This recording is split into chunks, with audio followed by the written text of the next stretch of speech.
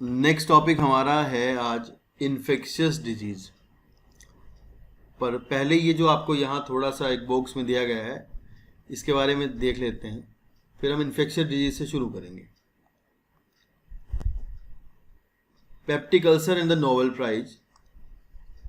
For many years everybody used to think that peptic ulcer which cause acidity related pain and bleeding in the stomach and duodenum because of lifestyle reasons. आपके खाने पाने से, जो भी आप किस तरह की चीज़ें खाते हैं, किस तरह के आप ऑयल्स आजकल खा रहे हैं, तो उनकी वजह से प्रॉब्लम ये है कि आपकी जो इंटेस्टाइनल म्यूकोसा होती है, इंटेस्टाइनल लाइनिंग होती है, वहाँ पर ऐसा इन्वायरमेंट हो जाता है कि कुछ बैक्टीरिया वहाँ पर ग्रोथ कर जाते हैं और वो बैक्टीरिया वहाँ पर अल्सर्स कोज करते हैं। लाइक पहले वहाँ वुंड्स होते हैं और वो वुंड्स जो है आपके अल्सर में कन्वर्ट हो जाते हैं। फाइनली वो अल्सर आपके, अगर वो ट्रीट नहीं करते हैं तो कैंसर बन जाते हैं। और कई बार ऐसा होता है कि वो इतनी ज़्यादा टॉक्सिसिटी उनके अंदर होती है कि अगर वो अल्सर फट जाते हैं तो इवेंचुअली तभी के तभी डेथ हो जाती है। It leads to death, fatal होंगे, वो मार देंगे आदमी को ना। यहाँ लिखा है देन टू ऑस्ट्रेलियंस मेड यहाँ लिखा है everybody thought that a stressful life led to a lot of acid secretion in the stomach and eventually cause peptic ulcers. Then two Australians made a discovery that a bacterium, पहले लोग सोचते थे कि भाई stressful life है, लोगों का खाना पीना सही नहीं है और जो है टाइमिंग्स नहीं है सही, ठीक है, तो इस वजह से एसिड हो जाता है स्टमक के अंदर और वो एसिड जो है अल्सर कोज कर देता है। लेकिन बाद में जो है कुछ ऑस्ट्रेलियन साइंटिस्ट थे, उन्होंने बताया कि भाई एक बैक्टीरिया जो है हेलिकोबैक्टर पाइलोरी नाम का बैक्टीरिया होता है, वो आपका पेप्टिक अल्सर के लिए रिस्पॉन्सिबल होता है। देखो ये क्वेश्चन जो है ना अभी एग्जाम्स में आ रहा है, यहाँ तक कि नीट तक आ रहा है सवाल ना, कि peptic ulcer caused by, answer होता है हेलिकोबैक्टर पाइलोरी। तो इस पैराग्राफ से आप कम से कम ये नाम तो याद ही रखेंगे कि भाई पेप्टिक अल्सर किससे होते हैं। नेक्स्ट आपका लिखा है कि robin Warren, a pathologist from Perth, Australia, so these small curved bacteria in the lower part of the stomach in many. He noticed that signs of inflammation were always present around these bacteria. उन्होंने notice किया कि जो inflammation के science होते हैं वो आपके जहाँ ये बैक्टीरिया होते हैं उसके चारों तरफ होते हैं। मतलब जहाँ इन्फ्लामेशन हुआ है आपके स्टमक में या आपकी जो एलिमेंट्री कैनाल है उसमें, वहाँ उसके चारों तरफ वहाँ पर ये बैक्टीरिया मिले। Barry Marshall, a young clinical fellow, become interested in Warren findings and succeeded in cultivating। उन्होंने क्या किया, यहाँ से उन बैक्टीरिया को लेकर के बाहर कल्चर किया, बाहर मीडियम में उगाया। In treatment studies martial and Warren showed that patient could be cured of peptic ulcer only when the bacteria were killed of the stomach. मतलब ये कह रहे हैं कि पेशेंट को तब ठीक कर सकते हैं अगर आप जो है हेलिकोबैक्टर को मार देते हैं, यानी कि उसके लिए आप दवाई देते हैं और हेलिकोबैक्टर मर जाता है तो पर्सन जो है वो आपका पेप्टिक अल्सर से ठीक हो जाता है।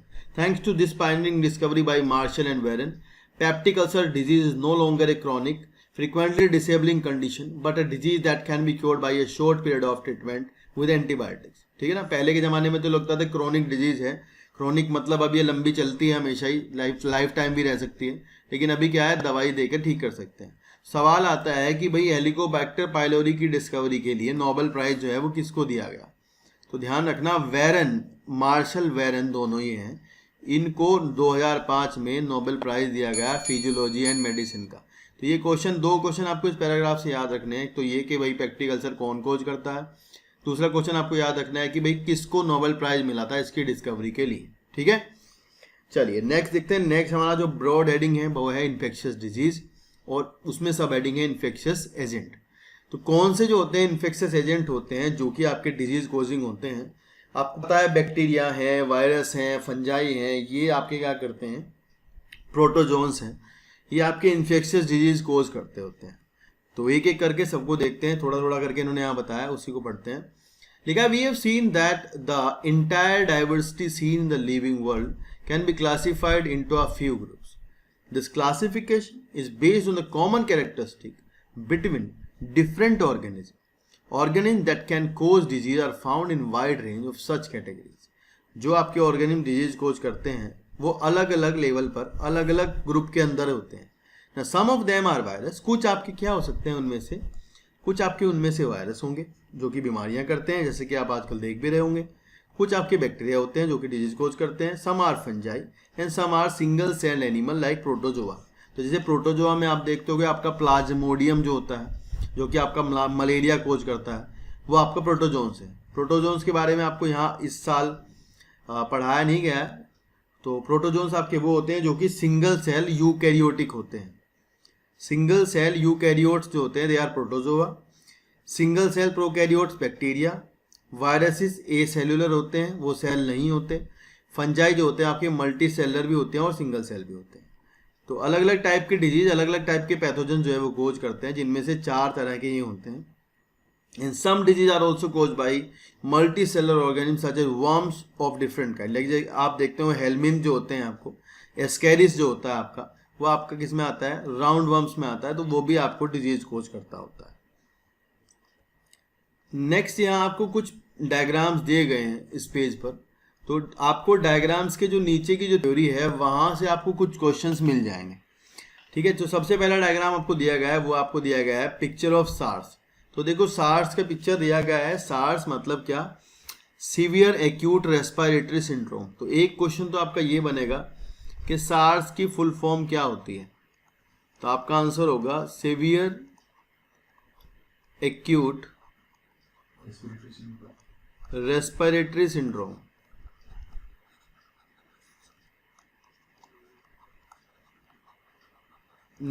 दूसरा क्वेश्चन आपका बनेगा कि SARS is caused by, answer है कोरोना वायरस।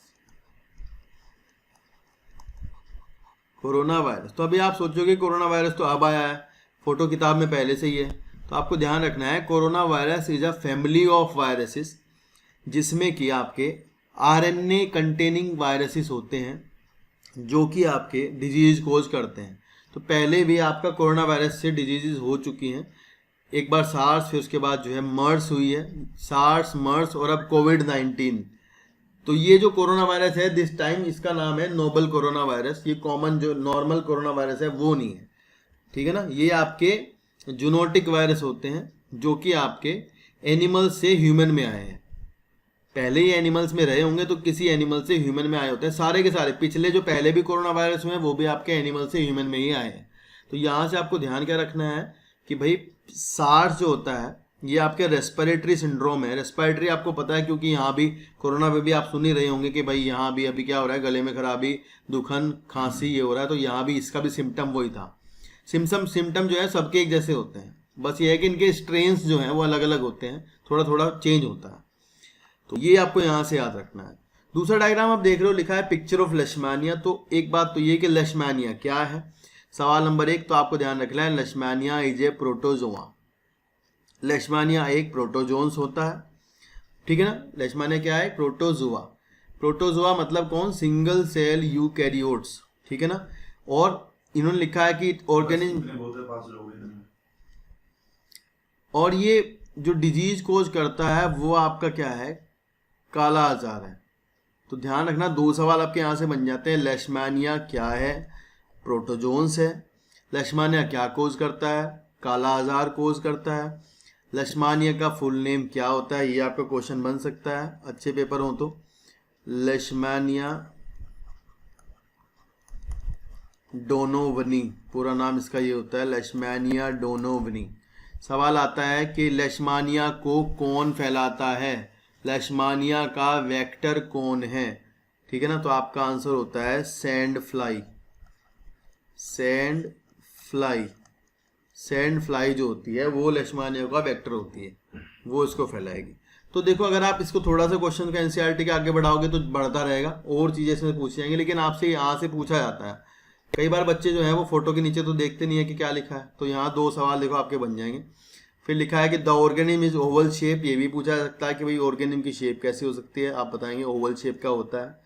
और हर एक के पास विप लाइक स्ट्रक्चर होती है। विप लाइक मतलब जैसे फ्लैजिला लाइक स्ट्रक्चर होती है। And each has long whip like structure. One organism is dividing while a cell of the immune system and has gripped on the two whips of the dividing organ and is sending cell processes up to heat up the organ. The immune cell is about 10 micrometer in diameter. देखो ये अगर आप नहीं पढ़ोगे और आपसे question बने कि भाई इम्यून सेल जो है वो कितने साइज की होती है, तो आपका आंसर यहाँ से निकल के आएगा कि तो इम्यून सिस्टम की जो सेल्स होती हैं वो आपकी लगभग 10 माइक्रोमीटर इन साइज की होती है। और ये क्वेश्चन का जो आंसर है यही मिलेगा, अगर कोई 12th में बायोलॉजी ले रहा है तो उसको भी नहीं मिलेगा, ठीक है ना। ये जो आपकी सेल नीचे इसको खाने के लिए कोशिश कर रही है, ये आपकी इम्यून सिस्टम की सेल होती है। इनको हम क्या कह सकते हैं, मैक्रोफेज हैं। क्या है, मैक्रोफेजिज। मैक्रोफेज हमारे शरीर के, हमारी बॉडी के सोल्जर्स होते हैं। मैक्रोफेज हमारी बॉडी के सोल्जर्स होते हैं, ठीक है ना। तो ये क्या करते होते हैं, ये हमारी बॉडी में बाहर से आने वाले पैथोजेंस को खा लेते हैं, ठीक है ना। तो ये आगे देखो, एक अच्छा सवाल है ये, बहुत अच्छा, कि मैक्रोफेजिज क्या होती हैं। मैक्रोफेजिज हमारे शरीर के सोल्जर्स होते हैं। जैसे आपकी बॉडी में कुछ भी पैथोजन आएगा ना, कुछ भी आएगा ना, तो पहले ही उसको ये मिलेंगी, ये उसको खा लेंगी, हीट अप कर लेंगी। तो यहाँ फोटो में दिख रहा है मुझे कि ये लेशमानिया को हीट अप कर रही होती है, तो ये दिखाया गया है यहाँ पे। चलिए नेक्स्ट फोटो देखते हैं, नेक्स्ट क्या है। नेक्स्ट आपको नीचे डायग्राम में लिखा मिलेगा, ये पिक्चर ऑफ स्टेफाइलोकोकाई। तो स्टेफाइलोकोकाई जो होता है आपका, ये अगर देखो यहाँ इससे हमारा क्या क्वेश्चन बनेगा। पहली बात तो ये कि कोकाई का मतलब क्या होता है। अगर कोई बैक्टीरिया आपका उसकी राउंड शेप है तो हम उसको कोकस कहते हैं, ओवल शेप है सॉरी, तो उसको हम कहते हैं कोकस। अगर वो सिंगल होता तो हम कहते हैं मोनोकोकस। अगर वो एक ऐसे चेन बनाता, ऐसे ऐसे, तो हम कहते हैं स्ट्रेप्टोकोकस, स्ट्रेप्टोकोकस बोलते, ठीक है। लेकिन हमें क्या फोटो में दिख रहा है, बंच ऑफ बैक्टीरिया दिखाई दे रहा है। तो बंच ऑफ बैक्टीरिया जो होगा उसको हम बोल लेंगे स्टेफाइलोकोकाई।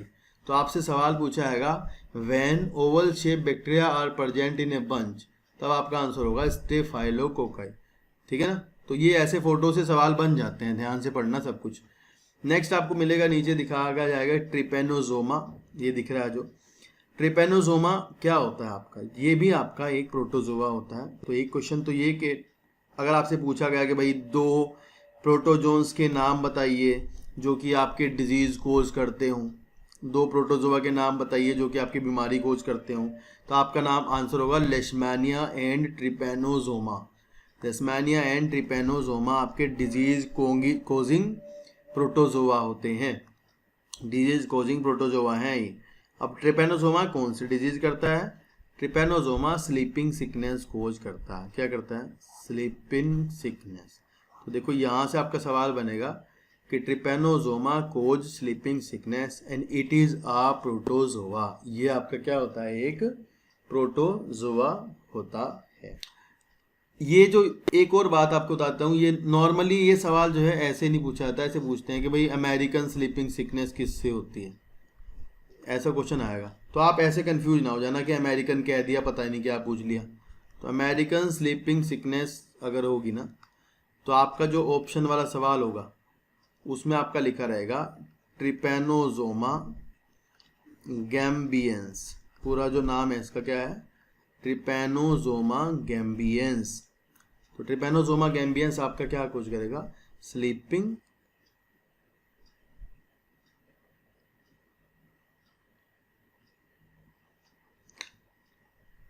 ट्रिपेनोजोमा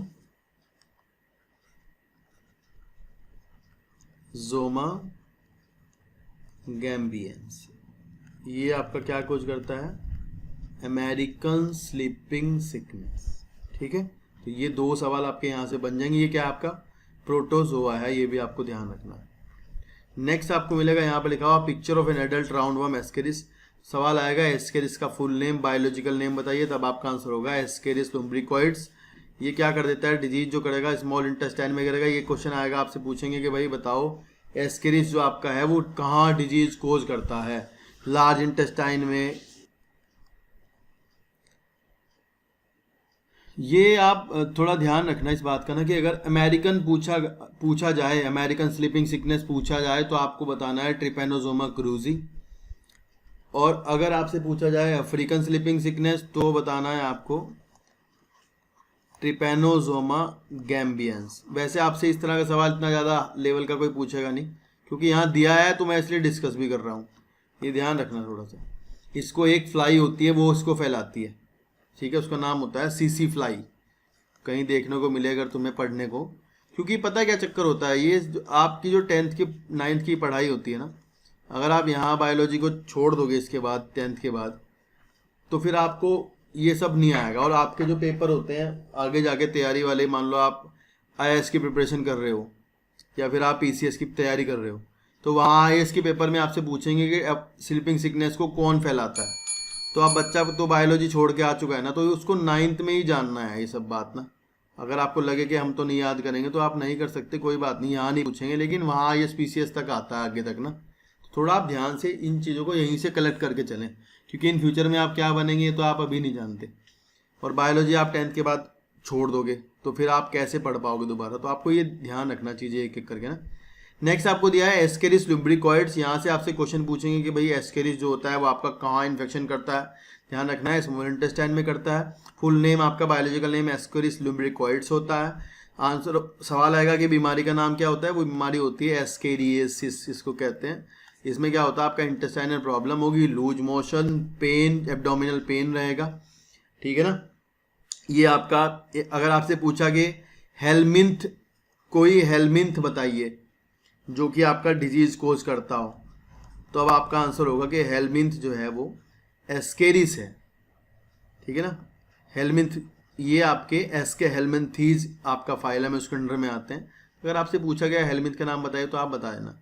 2 हेलमिंथ होंगे, मैं आपको आगे चल के बताऊंगा कौन कौन से आपको दिए गए। चलिए नेक्स्ट देखते हैं, नेक्स्ट क्या दिया गया है। यहाँ दिया गया है common example of disease cause by viruses are the common cold. तो आपसे यहाँ से जो क्वेश्चन क्रिएट होगा वो ये होगा कि भाई आप 2 जो है कोई डिजीज बताइए जो कि आपकी वायरस से होती है। Cause by viruses the common cold and influenza virus, dengue fever and AIDS. तो देखो इससे हम जो है कुछ एक्स्ट्रा चीज़ों को बाहर निकालते हैं इन नाम से ना, कि एक तो पहले आप वायरस के बारे में थोड़ा सा जान लें कि भाई वायरस होता क्या है। तो वायरस जो है आपका, आप एक ऐसी स्ट्रक्चर है, सेल नहीं होते वायरस, पहले तो आप ध्यान रखें, वायरसेस आर सेल नहीं होते।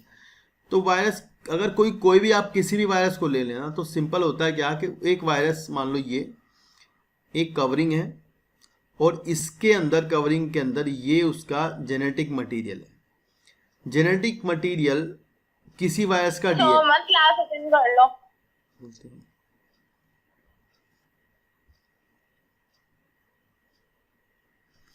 जेनेटिक मटेरियल इसका डीएनए हो सकता है, किसी वायरस का डीएनए होता है, किसी वायरस के अंदर आरएनए होता है, और बाहर जो होता है वो प्रोटीन का कवर होता है। मतलब ये एक सिंपल सी स्ट्रक्चर है जो कि आपकी वायरस को डिफाइन करती है कि वायरसेस आर न्यूक्लिक एसिड यानी डीएनए या आरएनए एंड प्रोटीन, इसके अलावा नहीं कुछ होते हैं। कहीं कहीं किसी वायरस के ऊपर एक और एनवेलप या कवर मिल जाता है, जैसे कि कोरोना वायरस है, इसके बाहर प्रोटीन के कवर के बाहर एक और कवर होता है जो कि आपका फैट का और प्रोटीन का मिक्स हुआ बना होता है, ठीक है ना। इसलिए आप साबुन से हाथ धो करके ठीक हो जा रहे हैं, क्योंकि आपका जो वायरस है उसके ऊपर जो फैट का कवर होता है वो टूट जाता है और उसके पास कुछ बचता नहीं है। देखो वायरस के पास ना तो प्रोटोप्लाज्म होता, ना साइटोप्लाज्म होता, ना कोई सेल ऑर्गेनेली होती, ठीक है ना। बस क्या होता है, दे आर जस्ट पार्टिकल। ये पार्टिकल हमारी लिविंग सेल के अंदर जाकर ही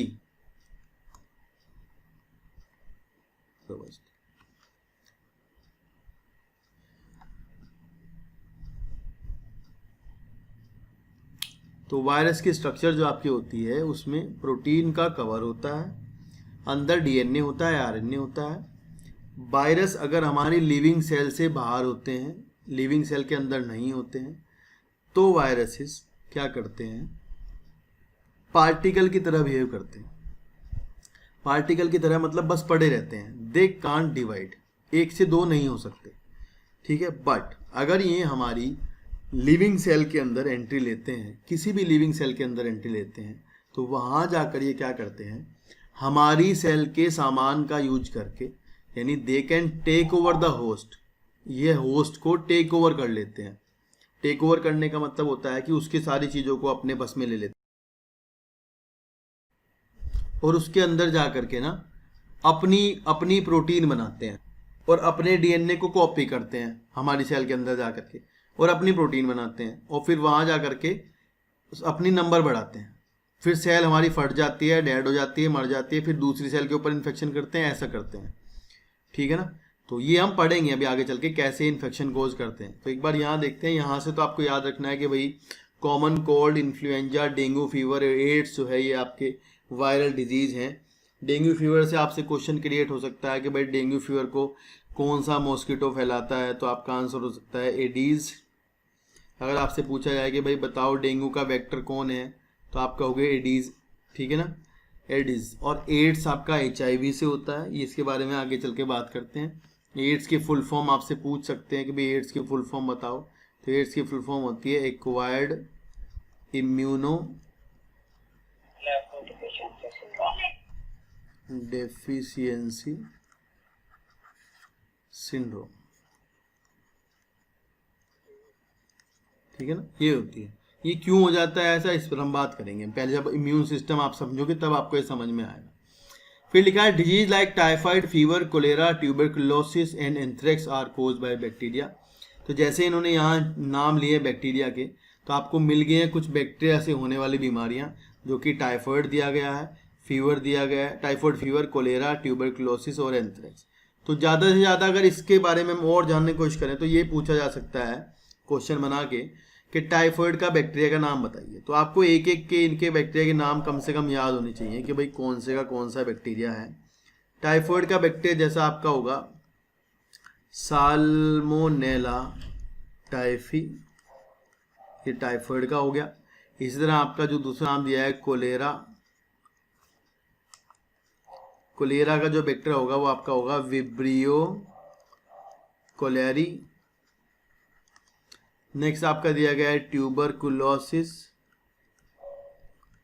ट्यूबरकुलोसिस आपका टीबी होता है, इसका बैक्टीरिया होता है माइकोबैक्टीरियम ट्यूबरकुलोसिस। नेक्स्ट आपका दिया गया है एंथ्रेक्स, एंथ्रेक्स आपका बैक्टीरिया होता है बैसिलस। अगर आपसे याद होंगे तो ठीक है, अदरवाइज आप नोट कर लेना इसको ना, बैसिलस एंथ्रेसिस। ठीक है ना। आजकल देखो नेक्स्ट लिखा है कि many common skin infection caused by different kind of fungi. तो स्किन इन्फेक्शन जो होते हैं आपके वो फंगस से होते हैं। Protozoans microbe caused by familiar disease such as malaria and kala azar. तो काला आजार का तो आप पीछे जान चुके हैं कि भाई काला आजार जो आपकी वो लेशमानिया से होती है। मलेरिया के बारे में इन्होंने यहाँ नहीं बात की। तो मलेरिया का जो आपका और पैथोजन है जो कि आपका मलेरिया कोज करता है, उसका नाम होता है आपका प्लाज्मोडियम। तो हम यहाँ लिख लेते हैं। आपसे पूछेंगे कि मलेरिया किससे होता है, तो बच्चे क्या करते हैं, बच्चे मच्छर का नाम लिख देते हैं, एनाफ्लीज मॉस्किटो। ध्यान रखना मलेरिया जो है आपका प्रोटोजोआ से होता है, इसका नाम होता है प्लाज्मोडियम, प्लाज्मोडियम वाइवेक्स। ये आपका कॉमन सा है, ऐसे बहुत सारी स्पीसीज हैं इसकी, पर ये कॉमन है प्लाज्मोडियम वाइवेक्स। ये क्या कोज करता है malaria. It is a single cell eukaryote and called as protozoans. और इसको फैलाने के लिए जो इसका वेक्टर होता है, जो इसको ढोता है इधर उधर, इसका वेक्टर आपका फीमेल एनोफिलीज,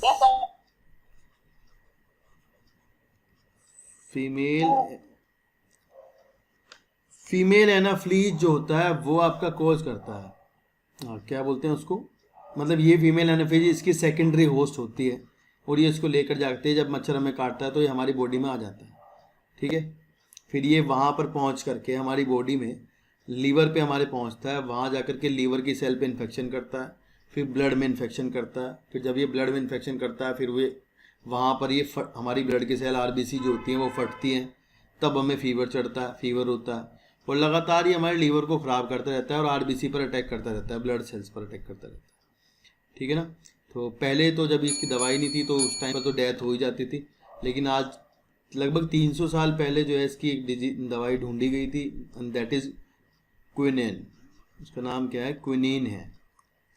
क्विनेन जो है आपको एक प्लांट होता है, उसकी बार्क से मिलती है। एक प्लांट होता है उसका नाम होता है सिनकोना।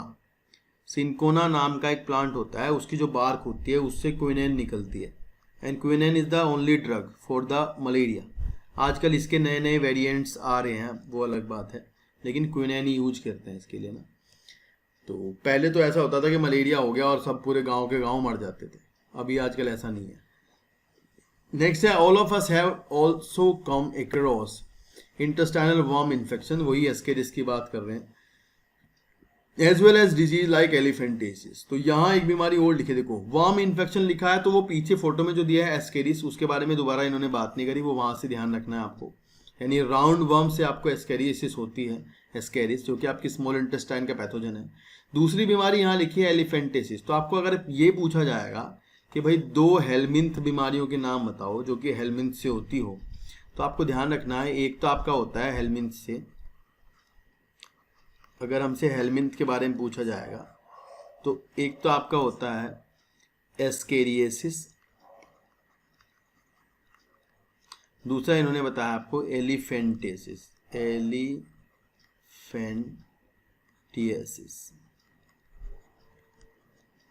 एलिफेंटिएसिस और एस्केरियसिस। एलिफेंटिएसिस में क्या होता है,